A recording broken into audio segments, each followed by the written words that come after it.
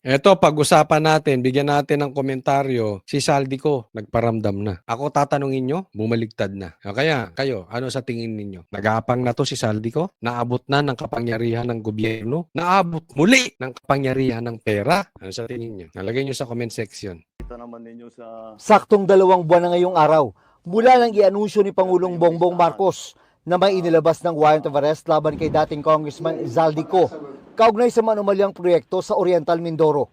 Pero ni anino ng dating mambabatas, di pa rin natutunton hanggang ngayon. Huli siyang nakita sa mga video messages na inilabas niya noong nakarang taon.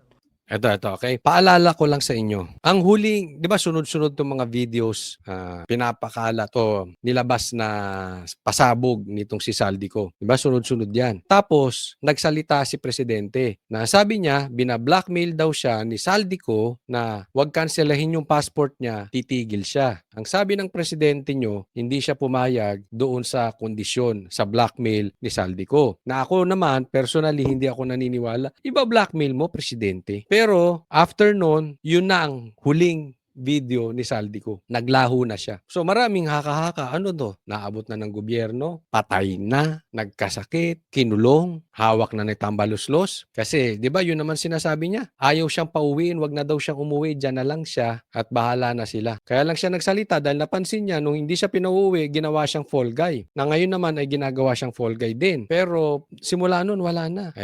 Ako sa tingin ko malaking porsyento. Ito'y naabot na ng gobyerno. Kung ito ay hindi mapapauwi ng gobyerno, naabot na ito. Anong ibig ko sabihin? Alaga na ito. Maaring ni Bongbong Marcos o maaring ni Tambaluslos. Sa madaling salita, alaga na. Diyan ka lang. Kasi pag umuwi ka, maituturo mo kami. Magigisa ka. Pero naman kahit pauwiin nyo yan, hindi naman magigisa yan eh. Ilagay nyo sa Blue Ribbon. Aalagaan yan ni Pinky Lacson.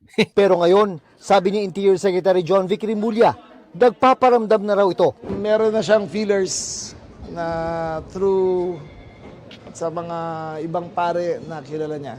Sabi ni Secretary John Vic Rimulya, ang feelers mula kay Zaldico ay ipinarating na isang grupo ng mga pari sa kanyang kapatid na si Ombudsman Jesus Crispin Rimulya. Tanong, bakit sa pari? Anong palabas yan? Pero hindi naman daw ito para sa posibleng pagsuko ng dating mambabatas. Parang nagpapakonect na gustong ng dialogue sa amin. So, pero Ano yung parang lang? Parang? Hindi ka sure? Sabi niya parang eh. of course, that's not verified. Parang nagsabi pa lang, sinabi ng kaibigan na pinaparating. Sa So, hindi pa verified. So, sa madaling salita, pwedeng gawa-gawa nyo lang. Kunwari, magpapalabas kayo ng kwento para lang may balita, dagdag balita. Hindi siya sure eh. Narinig nyo naman kung ano sinasabi niya. Parang na pinarating sa kaibigan ng kaibigan pero hindi pa verified. So, hindi pa pala verified. Bakit binabalita ninyo? Hindi gawain din ni Boying yan eh, di ba?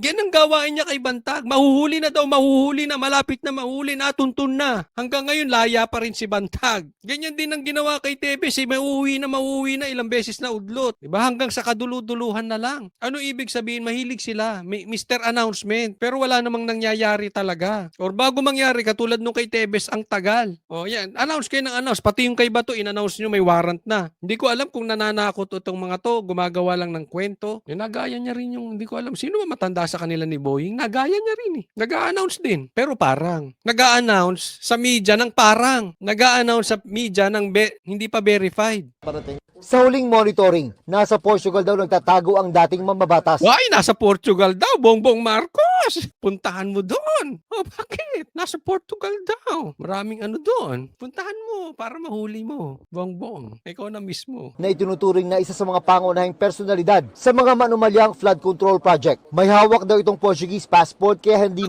May hawak na Portuguese passport. Puntahan mo, Bongbong, maraming Portuguese doon. Ay, syempre, gago ka, Kotsoli. Portugal eh. Di maraming Portuguese. Portuguese ka, Kotsoli. Ano may mga pinagsasabi mo?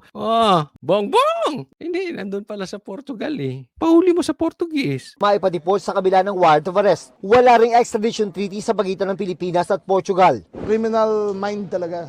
May escape route kaagad eh. Di ba? Ang galing na escape route niya. No? Maaga pa lang Feb. 1 year na siya. Nasa ano? Na 1 year na siya abroad. Nagpahayag naman ng kahandaan sila Rimulya na makipag-usap sa kampo na nagtatagong si Ko. Siyempre, we take them seriously. Yung gusto makapag-dialogue, kakausapin namin yan. Pero kung bribe, ay wag na. Para sa GMA Naks, ang linis. Ang pinakamalinis na secretary ngayon sa buong Pilipinas ever ang mga Rimulya. Sobrang linis yan. Walang kaso ng pogo yan. Walang kaso ng bribery. Walang kaso ng droga yan. Walang anak na adik yan. Walang corruption yan. Walang ghost projects yan. Wala. Ang mga pinakamalinis na secretary ang Rimulya.